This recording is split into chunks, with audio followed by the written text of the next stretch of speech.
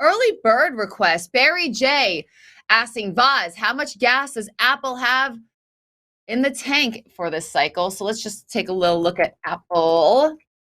All right, so Apple right now is in between two major areas in the volume profile. You got a significant bar up here along with the 200-day moving average, and then you have its point of control. Apple finally got above its point of control, a healthy push higher right to that area of 147.63. That is your upside target in Apple. What we need, they do have earnings this week. We need a gap above that 200 period moving average and that node. We'll be seeing 158 is the upside target in Apple, a gap below. And even if the way that this chart is set up, if earnings is really bad, we can even have a volume profile breakout. Again, like Garrett is saying, when it comes to this market, and especially earnings, it's better to trade after the fact. Your downside target is 134.53 in Apple, or a value area breakdown, since it is closer to its value area low. Next up, VI Peoples is asking about Amgen, which has warmed my soul because I've been dropping in some weekly volume profile watch lists. I call it the setup stalker. If you guys have another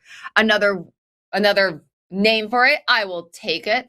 Anyway, so Amgen was on one of my lists to short. Really nice setup here, setup stalker setup, and continued to have some follow through to the downside.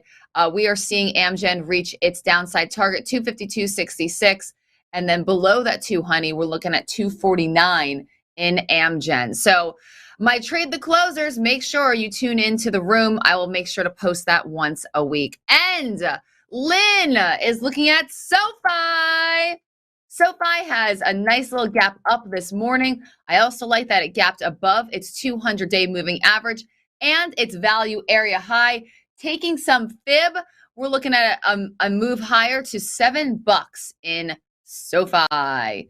CJ, I missed you, CJ. Miss you too. I was just looking at a picture of a value stalker, and I've got the picture that'll go with that perfectly. And you think I think you know exactly which one I'm talking about. Kind of looks a little like that. Oh my God, that is literally me. Yeah, I'm Creeping going to pass around, that on to CJ. Elizabeth because I've got the picture that goes with the The volume stalker, stalker. the All right, well, volume that's stalker that. picture. Hey, We're which keeping that then. I could talk about all three of these stocks, but Ryan will kill us if I do. I feel like everybody's going to want to talk about SoFi because of its trading higher today. But I think you got to look down the road at Apple.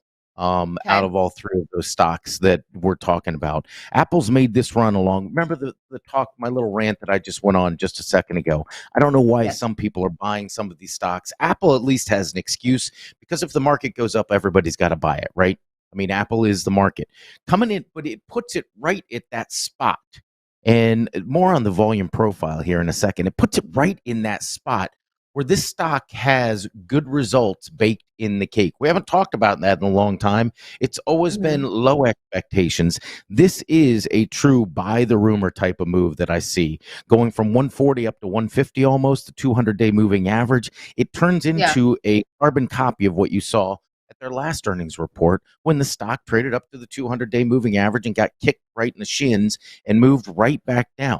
So Apple right now is in that perilous spot. I don't know. It's not even perilous, but it's a spot where I actually think for the first time in a long time, hey, CJ, maybe a strangle makes sense on this stock.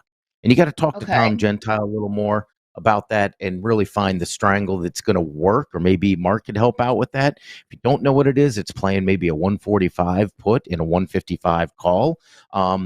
Because you're talking breakouts right here. What's your feedback on something like that? If this breaks, it's going to be huge.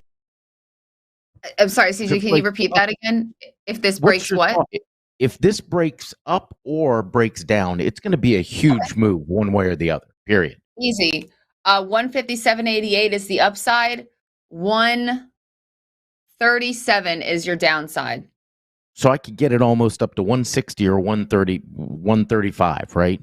Man, I don't do it often, but, maybe it's me being a little shy on this market because it smacked me around. But I'd start looking at Apple that way. If I wanted to make a directional trade, I'm taking it to the downside because Apple's been pretty open about how things are going, and how Yeah. things have been slowing down at the retail level.